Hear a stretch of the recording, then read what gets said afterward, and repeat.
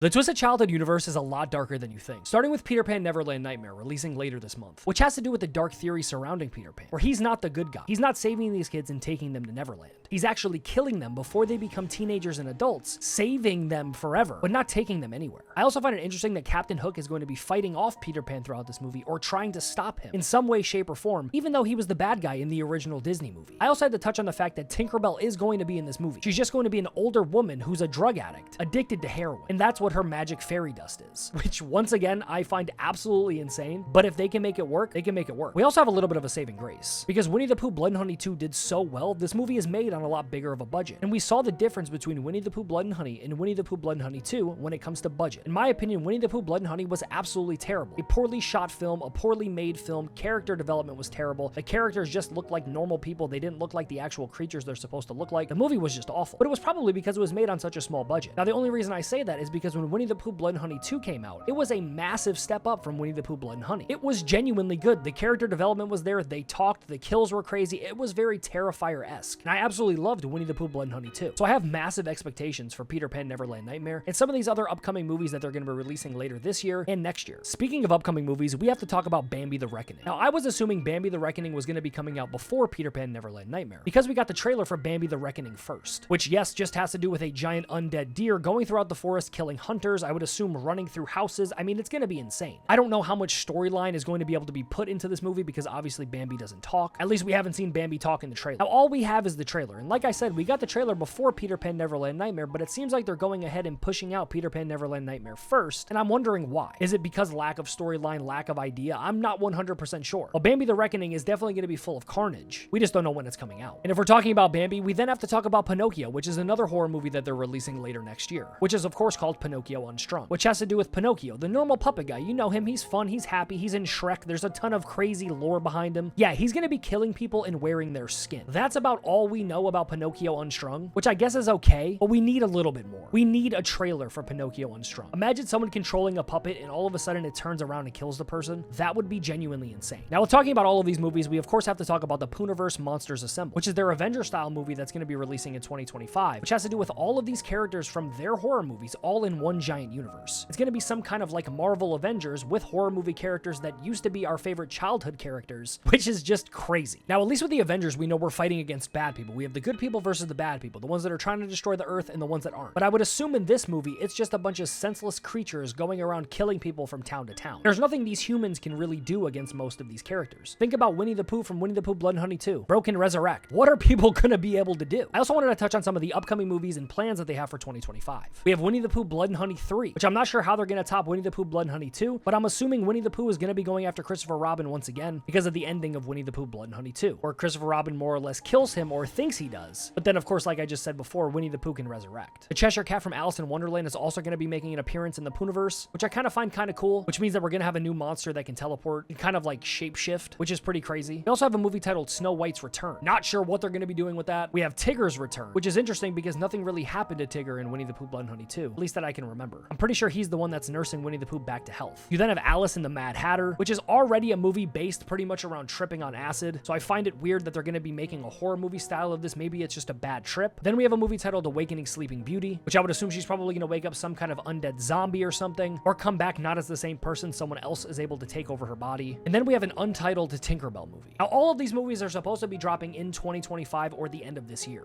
I don't know how they're gonna be able to mass produce all of these movies to be able to get all of these characters into one universe set to release next year. Now, it's definitely an interesting thing when you take childhood characters and turn them into horror movie characters. But with what we've seen with Winnie the Pooh Blood and Honey and Winnie the Pooh Blood and Honey 2, if anybody can do it, it's definitely them. The directors seem to be very excited about these movies. They seem to have a lot of passion behind it, which is a major thing. Because if you make anything and put no passion behind it, no idea, no actual drive towards it, no excitement, people can tell. And that's kind of what we saw with Winnie the Pooh Blood and Honey. It was very low effort, very low-esque movie. But they were able to make the budget enough to make Winnie the Pooh Blood and Honey 2, which, as I said before, I genuinely enjoyed. I just think it's crazy that in 2024, we're getting horror movies based on our favorite iconic childhood characters. It's just nuts. Like, what's next? A Pokemon horror movie? Listen, if the directors are listening to this video, for some reason they end up seeing this, if you make a Pokemon-style horror movie, that would be genuinely insane. I would personally pay a ton of money to see that movie. Let's figure out how we can make that happen. But hopefully you guys did go and enjoy today's video, and if you did, don't forget to smack a like on it. That'd be greatly appreciated. Comment down below what else you guys want to see on the channel. Once again, wanted to say thank you guys so much for all the recent support on the channel. It truly does mean the world to me. With all of that being said, guys, my name is Chris, and of course, I will catch you guys on the next one.